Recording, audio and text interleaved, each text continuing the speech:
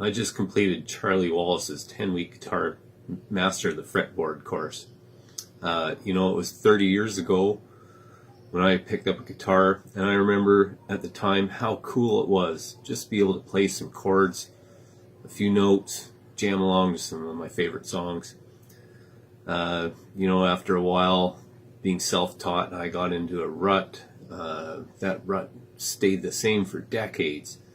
I started to lose interest. Up until recently, I didn't even play for 3 or 4 years maybe, other than just picking it up and strumming the odd chord sort of thing.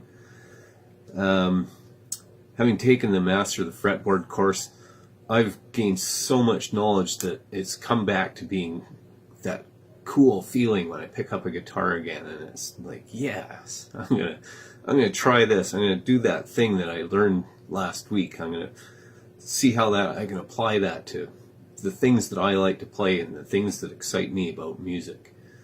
I'm able to move freely around the fretboard now with confidence and with excitement that, again, I just haven't felt since I started playing a long time ago.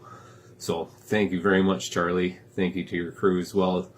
Great support, and I really appreciate it.